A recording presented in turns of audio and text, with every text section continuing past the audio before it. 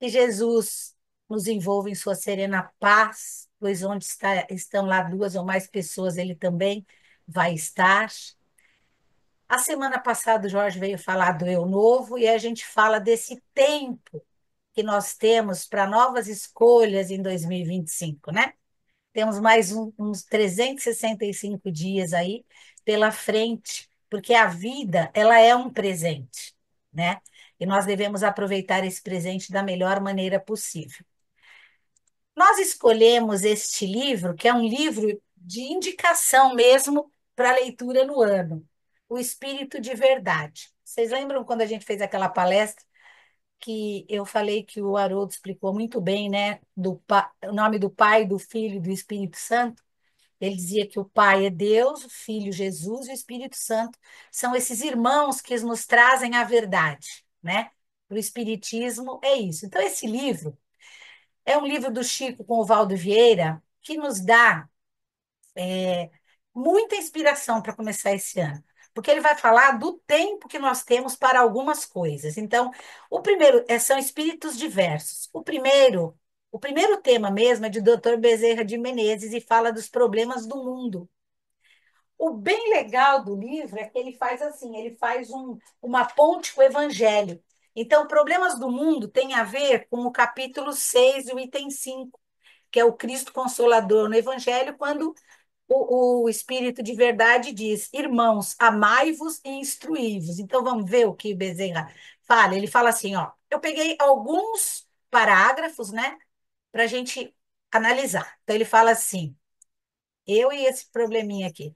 O mundo está repleto de ouro, ouro no solo, ouro no mar, ouro nos cofres, mas o ouro não resolve o problema da miséria. Uma verdade, né?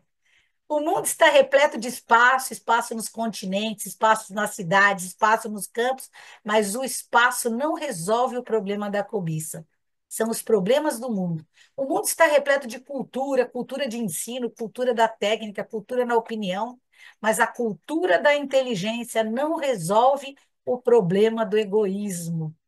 O mundo está repleto de teorias, teorias na ciência, teorias nas escolas filosóficas, teorias nas religiões, nós sabemos bem disso, mas as teorias não resolvem o problema do desespero. Quanta gente, né, buscando a solução ali dentro de uma igreja. O mundo está repleto de organizações, organizações administrativas, organizações econômicas, organizações sociais, mas as organizações não resolvem o problema do crime. E aí ele continua, né? E ele acaba finalizando com vários problemas: miséria, cobiça, desespero, né? Os pânicos da vida, as ansiedades, né? Pessoas depressivas, o problema do crime, a gente vê cada coisa, né? Ele fala: para extinguir a chaga da ignorância, que acalenta a miséria, para dissipar a sombra da cobiça, que gera a ilusão, exterminar o monstro do egoísmo, que promove a guerra, e a gente ouve aí as notícias de guerra, né? O egoísmo da luta pela terra, né? Cobiça, para anular o verme do desespero que promove a loucura, quando fala ali do desespero, lá o problema do desespero, né? Quantas pessoas ansiosas tirando a própria vida, e para remover o charco do crime que carreia o infortúnio, o único remédio eficiente é o evangelho de Jesus no coração humano. Aí Bezerra diz: fora do Cristo não há salvação. Por isso, o Consolador prometido, ele diz: amai-vos e instruís-vos. Então, a instrução é buscar o conhecimento de tudo isso, mas acima de tudo, buscando Cristo e o amor. Então ele fala, esse período vai dizer que a gente precisa de tempo para refletir sobre esses problemas do mundo. Nós não conseguimos resolver, mas nós conseguimos vibrar pelo bem universal. O segundo capítulo daquele livro, ele fala de uma coisa que tem que ter no início do ano na nossa agenda: excesso e você. Esse texto é de André Luiz. Ele vem mostrar para a gente que é tempo de caridade. É preciso que você ponha na sua agenda de 2025 um tempo para caridade. E ele associa o excesso de você ao capítulo 13, item 10 do Evangelho, que é aquele: que a vossa mão esquerda não saiba o que dá à sua direita, né? E fala, o item 10 é que ele fala: amigos Mil maneiras existem de fazer caridade, não é só dando dinheiro. Jorge Deixo falou bem, bem a semana passada. Dá para ser caridoso pelo pensamento, pelas palavras e pelas ações. Então, quando eu oro pelo outro, eu estou sendo caridoso. O amar o outro é ser caridoso. Então, André Luiz traz o excesso de você.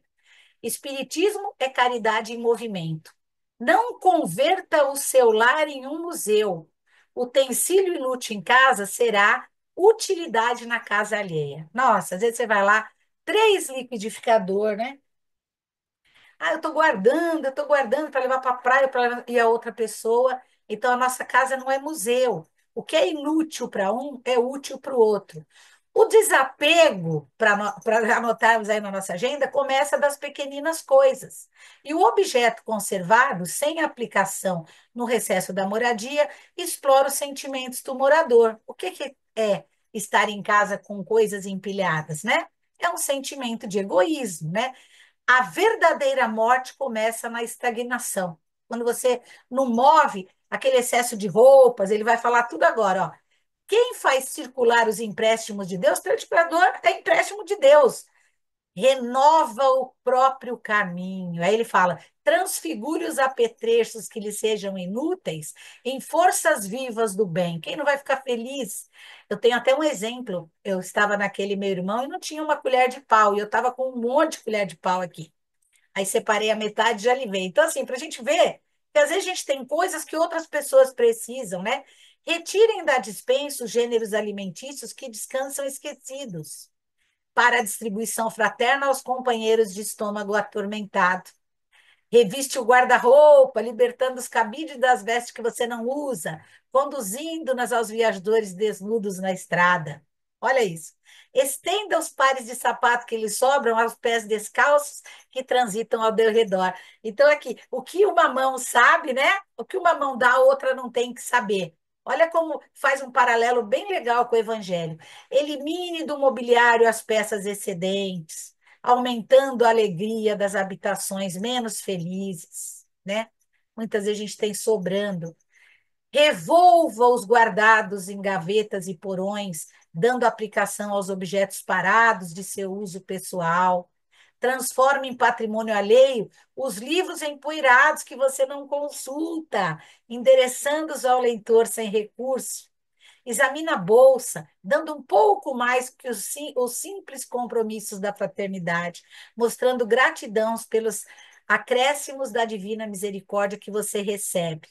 Ofereça ao irmão comum alguma relíquia ou lembrança efetiva de parentes e amigos que já estão na pátria espiritual, enviando aos que partiram maior contentamento com teu gesto. Ah, quanta coisa lá da minha mãezinha, do meu marido. Não, olha aqui, ó, até os nossos parentes que já partiram vão ficar felizes com isso, né? Renovemos a vida constantemente. Então, nós temos mais um ano, né? Os meses, e, na verdade, cada dia para fazer isso. Previna-se hoje contra o remorso de amanhã. Ajude a casa de assistência coletiva, né? Divulgue o livro nobre, medique os enfermos, como o Jorge nos falou, com uma palavra, com o pensamento, com a ação. É tempo de caridade. Então, na nossa agenda de 2025, a gente tem que pensar no tempo de caridade. A terceiro livro é muito bom, gente, muito bom. A terceira chama Legenda Espírita, porque ele fala que é tempo de praticar a caridade. E aí cai no capítulo 15, no item 10, que fala que fora da caridade não há salvação. Então, eu peguei só um pedacinho. Que o cultivador, ele é conduzido ao pântano para convertê-lo em terra fértil. O técnico é convidado ao motor em desajuste para sanar o defeito. O médico, para dar a bênção da cura. O professor, para alfabetizar o não alfabetizado. E ele vai falando. Esse estudo não fica à custa de conversas amargas, né? Ah, você é analfabeto porque não foi para a escola, não. E sim a preço de trabalho e devotamento de alguém, né? Do professor, do cultivador, de nós mesmos que podemos ajudar. Aí ele fala da nossa legenda espírita.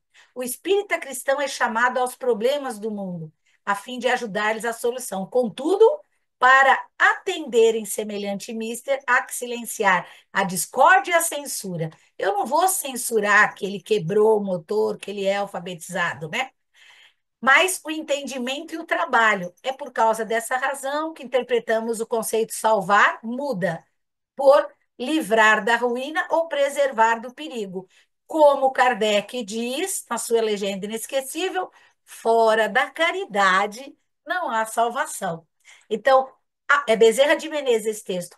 O tempo, nós estamos falando do tempo, né? O Jorge falou do eu novo. Como você está usando esse tempo, né, para ser um eu novo? Então, Bezerra diz: fora da caridade não há salvação. Ajude a consertar, ajude a preservar, ajude o analfabeto. Depois ela vem com outro que é muito bom, de Hilário Silva. Fala do nosso tempo. Conta a história de uma irmã que abriu uma fraternidade no interior e que a cidade meio que se revoltou, principalmente os católicos, e um dia agrediram ela, né? Inclusive um rapaz veio e deu uma paulada na cabeça dela. Meses se passaram, essa irmã continuou com o trabalho, levando as crianças carentes para tomar lanche lá, e dando a aula, alfabetizando, ajudando as mães que não tinham condições, uma fraternidade espírita que chegou num lugar simples. E entra uma senhora muito nervosa, que o filho estava muito doente e os médicos já haviam desenganado. Ela vai até lá e cuida desse garoto com todo amor e carinho por quase um mês. E aí o garoto a reconhece e diz: A senhora me perdoa? Era aquele que deu a paulada na cabeça dela. Ele pergunta se ela em momento nenhum falou que era ele, né? Ele pediu um dia se ela perdoasse. Ela disse: Deus te abençoe, meu filho. Então é tempo de abençoar até o inimigo. Deus te abençoe. Mas o exemplo dela não ficou sem fruto, porque esse moço recuperado se transformou num valoroso militante dentro dessa casa espírita no interior, e ainda hoje, onde se encontra um devotado batalhador do evangelho. Então, qual é o nosso tempo para pensar naquele outro irmão? Então, quando ela fala do meu tempo, ele manda a gente ir para o capítulo 10, item 16 do Evangelho, que fala de indulgência. Seja indulgente até com aquele que te agride. E Meimei traz também um texto neste livro que chama Os Outros, que ela também é um paralelo com o capítulo 13, item 13 do Evangelho, que vai falar o que a mão esquerda, né, dá, a direita não vê, e aí tem lá o Espírito de Verdade falando assim: chama-me caridade, siga o meu caminho, né? Me acompanhe. O que que ela diz? Que é para a gente dar algo da gente àqueles que bracejam num torvelino de sentimento, de sofrimento, aqueles que estão ali naquele redemoinho de sofrimento. E mesmo que possas ofertar apenas um pingo de amor aos que padecem, tua dádiva será filtrada pelas correntes da angústia humana e subirá cristalina e luminescente na direção dos céus para enfeitar a glória de Deus. Então, o capítulo 13 vai falar, que é para. Ele fala assim: chamam-me caridade, sigam-me no caminho. O que que é seguir? O que que é ser caridoso? É pensar no outro, né? É perdoar o outro. É o tema indulgência do capítulo 10. É o tema fora da caridade não há salvação do capítulo 13. E aí é tempo de caridade. E aí a gente vê um texto lá que fala que é tempo para orar, o tempo para pensar na ação da prece. Aí André Luiz traz um paralelo com o capítulo 25, o item 7, que é aquele buscais e achareis, ajuda-te, né? Que o céu te ajudará, que fala dos pássaros, que Deus não abandona os pássaros, nada, mas que a gente tem que nos ajudar. Olha o que ele fala: auxilie quanto puder, faça o bem sem olhar a quem. Você é o desejo de seguir para Deus, mas entre Deus e você o próximo é a ponte. O Criador atende as criaturas através das criaturas. É por isso que a oração é você, mas o seu merecimento está nos outros. Ah, eu não sei o que eu faço, eu oro, eu oro, eu oro, e Deus não me atende. Como está a sua caridade aí? O que que você já pôs na agenda que vai fazer como caridade para 2025? E aí ele fala das portas, que o Jorge já falou muito bem a semana passada, né? Que isso tudo, a caridade, o bem, é a porta estreita, né? Porque a porta larga nos conduz à perdição. Mas janeiro, agenda nova, objetivos novos. Vamos por lá o que que a gente quer trabalhar esse ano desses itens que nós estamos vendo, porque é tempo de buscar conhecimento. Ele não falou no primeiro, amai-vos e instruí-vos, né? De compreender. de escolher um desses itens que não está fazendo parte da nossa agenda e de praticar. Então, 2025, eu só peguei os cinco primeiros textos e vou entrar na muralha do tempo, que é o sexto texto. 2025 é um ponto de largada. Vamos fazer dessa oportunidade de 365 dias um campo de desenvolvimento espiritual. E a gente fala muito de desenvolvimento material, né? Esse a gente já tem bastante. Qual é a nossa relação com o tempo? Nós temos a mitologia nos dizendo que Cronos era um deus, tanto que deu origem às palavras cronologia, cronológica, mas mostravam para todos que era aquele deus que devorava os próprios filhos. Tanto que vocês procurarem desenhos do deus Cronos, ele está sempre assim, olha, comendo alguém. Uma mentira pela qual enxergavam o tempo, que o tempo consumia os próprios filhos. Qual é os filhos que eles estão falando, né? A juventude, o tempo consome.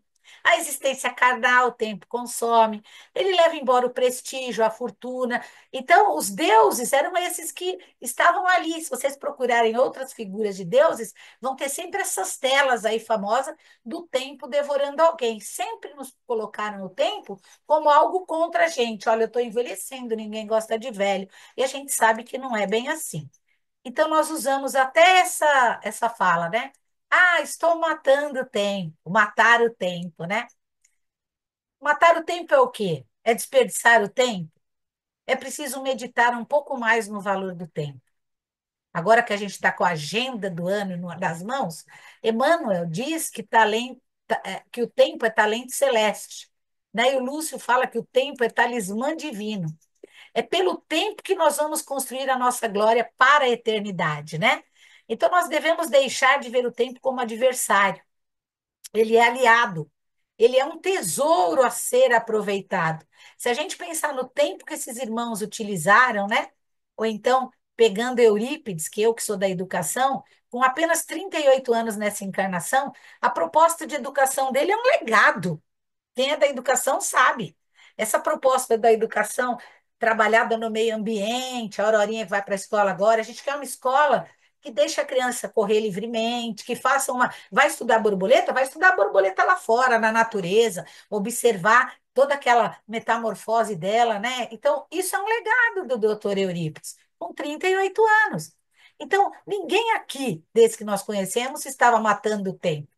No livro Caminho, Verdade e Vida, está lá na primeira frase de Paulo de Tarso, o tempo, né? Aquele que faz caso do dia, para o Senhor o faz. Então, está fazendo caso de Deus também. Porque o espírito desperto, o aprendiz de Jesus, não se limita apenas a minutos ou horas dentro da igreja ou rezando um terço. Ele se dedica 24 horas ao evangelho e ao serviço da sua reforma íntima. Como? Nas suas ações, né?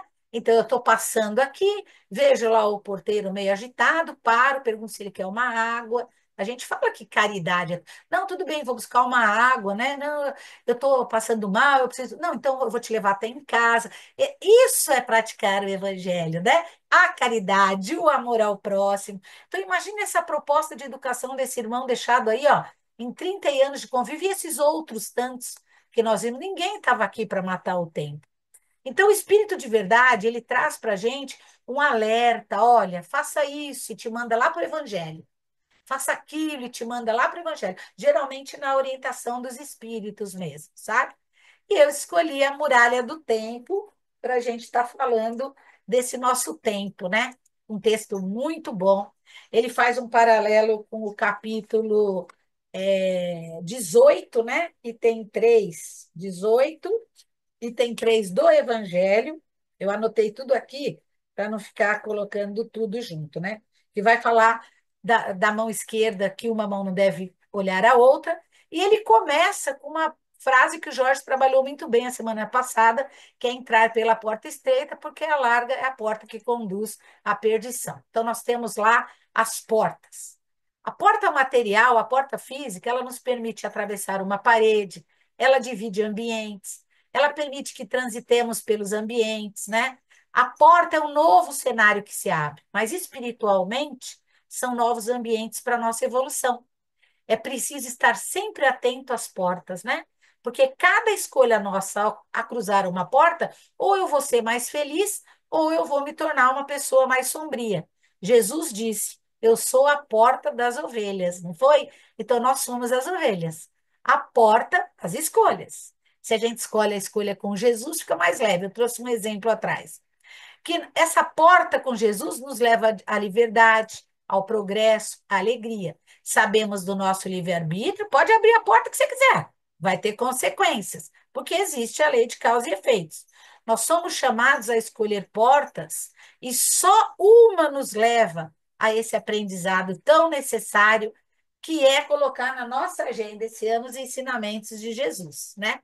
Então, olha aqui, exemplo, tá? Ele começa assim: porta, deste modo, é a peça arquitetônica encontradiça em paredes, muralhas e veículos, permitindo, em todos os casos, franco-passadores. Por isso, muralha do tempo. Então, eu coloquei assim: exemplo, eu brigo com alguém, tá? Eu posso escolher essa porta, quer revidar, devolvendo o mal na mesma hora, brigou já, pá, eu posso escolher a porta de guardar o rancor e devolver com o mal, vingando através de uma. Ah, eu vou planejar alguma coisa e lá na frente eu pego essa pessoa. São escolhas diante da briga, né? Eu posso não brigar com ninguém, guardar tanta raiva e ressentimento e chegar a uma doença mais tarde. E eu posso perdoar essa pessoa, porque eu posso escolher essa porta que nós estamos falando agora, que é a porta do perdão, né? O Evangelho de Jesus diz o quê? Perdoa e serás livres. Quem entrar nessa porta crescerá. São muitas as portas. Olha aqui, só na briga que eu arrumei, ó. Devo brigar na mesma hora, guardar e planejar uma vingança, guardar mágoa e ressentimento, não brigar com a pessoa, mais adoecer, ou escolher a porta que Jesus, que é a estreita que o Jorge tanto falou. O que nos espera depois dessa porta que eu briguei, dessa porta que eu devolvi, dessa que eu guardei uma doença? As marcas no meu perispírito e a consequência de plantar e colher depois, não é verdade? Então, o que espera? A lei de causa e efeito. O nosso tempo bem aproveitado, ou é o evangelho estudado de Jesus, ou é ódio. São duas portas, né? A porta estreita tem valor no nosso tempo, de liberdade. Com Jesus, as pastagens são novas, a grandeza e esperança. Existe força na caminhada do nosso tempo. Essas três portas aqui nos fazem perder tempo. Então, na nossa agenda de 2025, a gente tem que refletir se quer isso, se quer essa briga ou se quer perdoar e ir pela porta de Jesus, mesmo as pessoas te achando boba, né? Então, porta estreita e larga é a natureza das nossas escolhas. E a porta estreita é a disciplina com esses 365 dias que eu tenho que ter. Então, eu vou pôr lá na minha agenda, vou tentar ser menos brigona, sei lá, né? Vou tentar lembrar toda vez da porta estreita de Jesus para que isso não aconteça novamente. E aí ele continua. E as portas referidas por Jesus, a que estruturas se entrosam, sem dúvida, a porta estreita e a porta larga pertencem à muralha do templo, situada à frente de todos nós. Então, ele está falando da muralha como uma porta. O tempo existe uma muralha. Você vai transpor ela com a sua mudança. Lembra que Chico falava da porta estreita, que ele pegava dois toquinhos e deixava de um lado de uma porta o toquinho do dever e do lado da outra porta o toquinho da disciplina. Então eu tenho que ter lá na minha agenda o dever e a disciplina nas lições de Jesus. Paulo de Tarso também nos dá uma lição muito importante. Tudo me é lícito, é a porta larga. Tudo, bebe, vai para as orgias da vida, roube, né, o mais fraco e tal, mas nem tudo me convém. O nem tudo me convém é a porta estreita. A disciplina e o dever, a porta estreita. Onde está a porta estreita com Jesus? Nesta muralha do tempo, no aproveitamento dos meus dias, dos meus 365 dias. Somos nós que passamos pelo tempo, não é ele que passa por nós. Somos nós que passamos pelo tempo. Então vamos tentar ter uma vida consciente, né? Nas vidas do sono da alma, a criatura deixa o tempo passar inconscientemente. Ela está matando o tempo. Lembra, a gente sempre lembra daquela frase que a Wanda cita sempre: ah, vou deixar, as pessoas falam assim, ah, vou deixar para outra encarnação, para essa não vai dar, não. O que que é isso? É matar o tempo. É você, somos nós que passamos pelo tempo. Não é ele que passa por nós. É, né? Não ver o tempo. Ah, eu não estou vendo nem o tempo passar. Então, é assim, quais são os meus objetivos, né? O tempo é aliado, ele não é adversário, tá? O vinho, a uva, a videira não melhoram com o tempo? Quanto mais tempo não fica melhor o vinho, a realidade do espírito é assim. Toda conquista espiritual irá fortalecer o espírito. Por isso, a reencarnação, todas as nossas vidas, quanto mais velho, a tendência é que fiquemos melhores. Vocês lembram quando Paulo traz na carta aos Coríntios o primeiro Adão? Que o primeiro Adão queria? Era uma alma vivente. Queria viver, né? Queria curtir. E o segundo Adão, Jesus Cristo, um espírito vivificante. Todos os dias mostrava uma situação, né? É o símbolo do ser humano materializado, vai ser sempre o primeiro Adão, a alma que vai levando, matando o tempo. Jesus, o último Adão, é aquela alma que passa na vida, que vai agindo, criando vida ao seu redor, perdoando, fazendo caridade. Jesus passa por essa muralha do tempo e escolhe as portas, né? E já sabe até o que vai colher quando passa por essa muralha do tempo. Nós estamos ali como o primeiro Adão, né? Pensando assim na nossa agenda de 2025, só no espaço material. Já está na hora da gente colocar uma coluna para o meu espaço espiritual. E somente com Jesus e com o Evangelho passaremos a moldar a vida e fazer escolhas melhores, né? As portas estarão sempre aí e a gente ali achando que o tempo vai passar e uma hora eu acerto a porta. Não, é começar a colocar no cantinho da nossa agenda agora, né? O que é sementeira e o que eu quero de colheita, porque o tempo urge, como dizem. Aí o texto continua: sem dúvida, a porta estreita e a porta larga pertencem à muralha do tempo, situada à frente de todos nós. A porta estreita revela o acerto espiritual que nos permite marchar para a senda evolutiva com o justo aproveitamento das horas. A porta larga expressa-se no desequilíbrio interior. Todos os três exemplos da porta que eu dei lá eram um desequilíbrio. Ou eu me vingo na hora, ou eu bato na hora, ou eu guardo o remorso para depois, ou eu adoeço com isso, né? Com que somos forçados à dor da reparação com lastimáveis perdas de tempo. Veja, se eu fico planejando aquela vingança, não é perda de tempo? Eu não vou ter mais dor lá na frente? Então, a escolha da porta não é só achar que a portinha estreita é a porta de Jesus. É entender que eu tenho um desequilíbrio interior e que eu vou passar por dor e vou perder muito tempo querendo vingança, remoendo essa amargura. Não, ele fez, ele estava errado, mas eu perdoo e eu vou seguir a minha vida porque a minha sementeira é outra. Eu quero colher a eternidade. Aí ele fala assim, ó: aquém da muralha, o passado e o presente. Então, do lado de cada muralha está o passado e o presente, que eu faço hoje. Além da muralha está o futuro e a eternidade. De cá a sementeira do hoje e de lá a colheita da manhã. Olha que texto bacana, né?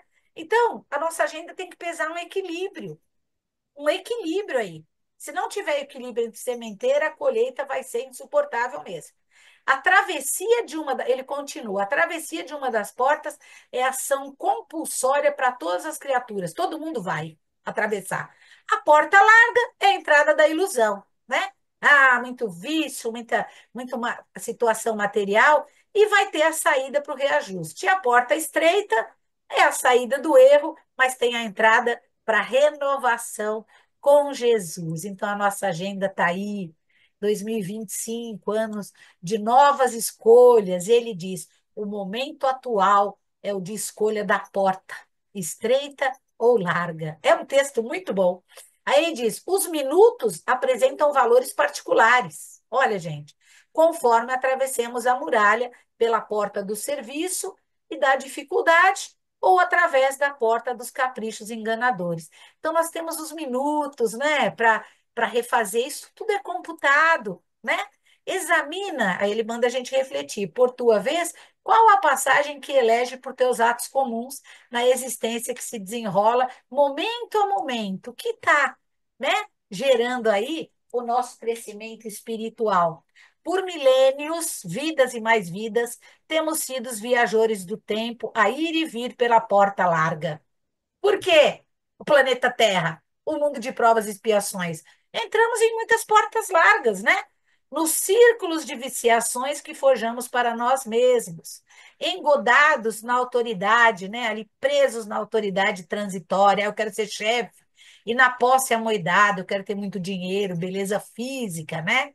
Egolatria alvitante. Egolatria é o ego, né? O ego afrontoso, né? Eu quero tudo que o plano material me dá. Aí ele fala: pensa nisso. Por que está no planeta Terra vivendo tantas encarnações?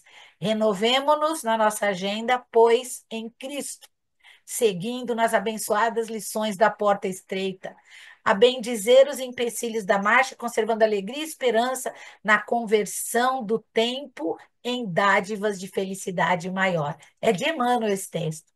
Conversão do nosso tempo em dádivas de felicidade maior. Ou seja, né, com caridade, repensando tudo aquilo dos excessos de você, instrução, amando o outro, são objetivos que devem constar na nossa agenda para a gente ter essas dádivas, né? E o tempo faz tudo isso. Por isso, pensar no tempo para refletir, arregaçando as mangas para ajudar e vibrar pelos problemas do mundo. Se eu não consigo solucionar, eu tenho a vibração de todos os dias. Tempo para o desapego dos excessos de você. Lembra que ele falou que a nossa casa não é museu e é morte quando você está estagnado? Tempo para esperar as respostas de Deus, porque elas vêm, virão. Tempo para fortalecer a prece, que é o que a gente não pode faltar na nossa vida. Não falta o almoço, não falta o jantar, o café da manhã. Não pode faltar prece nesses três momentos. Tempo para entender as muralhas desse tempo e colocar essas muralhas todo a nosso favor. Porque o tempo 2025 começando é um tempo de novas escolhas, de boas escolhas, de escolhas com o evangelho, né? Tempo para estudar o que é a eternidade diante desta muralha. E lembrei de Guimarães Rosa, que ele diz assim: penso que chega um momento na vida da gente em que o único dever é lutar ferozmente por introduzir no tempo de cada dia o máximo de eternidade, né? A gente fala viver um dia de cada vez, pensar num dia de cada vez, mas com Jesus ao lado, porque ele me dá esse máximo de eternidade. E o capítulo 98 ele fala de chamada e escolha.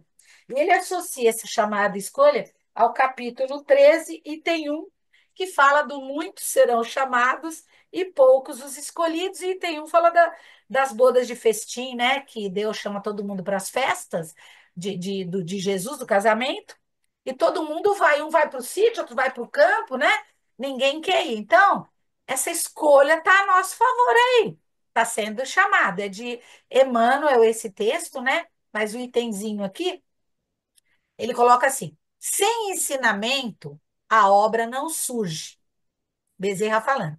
Mas, se o ensinamento aconselha, só a obra convence. Então, sem aprendizagem, não tem obra. Você não vai fazer a caridade se você não estiver estudando, entendendo porque Jesus fez tudo isso. Mas, se o ensinamento aconselha, se o ensinamento de Jesus nos aconselha, então vamos fazer a obra para sermos convencidos. Disse Jesus, referindo-se à divina ascensão. Serão muitos os chamados e poucos escolhidos para o reino dos céus. Isso quer dizer que, sem chamada, não há escolha. Mas se estamos claramente informados de que a chamada vem de Deus, a chamada vem de Deus, atingindo todas as criaturas na hora justa da evolução, só a escolha, que depende do nosso exemplo, nos confere caminho para uma vida maior. Então, olha que interessante. Haverá chamada no momento certo. E é você que tem o livre-arbítrio para escolher. Não adianta só buscar o conhecimento e não fazer a obra. Interessante, né? Para pôr na nossa agenda. Quais serão, né? Então, as nossas escolhas? E aí, André Luiz traz um texto lá no livro que eu estou indicando, No Reino da Ação, que vai para o capítulo 10, item 1, quando é aquele que fala, Pai, perdoa, né? Perdoa, perdoai, para que Deus vos perdoe. Bem-aventurados os misericordiosos. Coloque na sua agenda esses itens, não condene. Então, veja, todos os itens do Evangelho que nós pegamos, que esse livro traz, é sobre caridade, obra, né? Dar, receber, ser atendido, é muito, muito bonito, né? Muitos são chamados, poucos escolhidos. Olha lá, não condene, ajude o outro, cultive a serenidade, use os próprios recursos para fazer o bem. Esse aqui é muito interessante, né? Porque tem gente que faz o bem, mas sempre com os recursos dos outros, né? Proceda com bondade, sem exibição de virtude, que você é bom, né? Seja qual for o problema, faça o melhor que você puder. Não admita a supremacia do mal. Fuja de todo pensamento, palavra, atitude ou gesto que possam agravar as complicações de alguém. Ouça com paciência e fale amparando.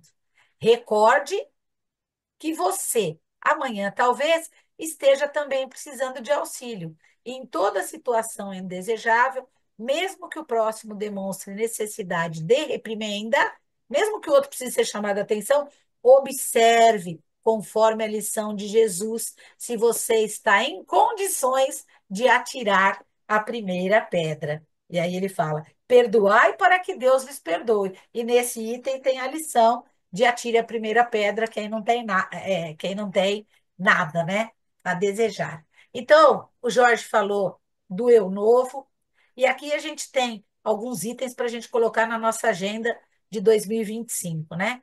Reservar um tempo para os ensinamentos do Evangelho. Então, tá lá, tempo de caridade, tempo de prece, tempo de refletir e vibrar pelos problemas do mundo, agradecendo por estarmos aqui, né, num mundo de provas e expiações, mas com a possibilidade de crescer e melhorar, não é verdade? Então, é um tempo, o Jorge vai trazer um outro tema também, que a gente vai estar falando um pouquinho desse novo ano, dessas novas possibilidades, segundo o Evangelho, para a gente estar refletindo e realmente, nesse início de janeiro, anotar lá o que a gente pode fazer aí em relação ao amai-vos e instruí-vos, em relação à caridade, e a esses temas que o Evangelho nos apresenta tão bem. Então, o Espírito da Verdade é um livro aí para a gente anotar na agenda e dar uma lida em 2025. Que assim seja, graças a Deus.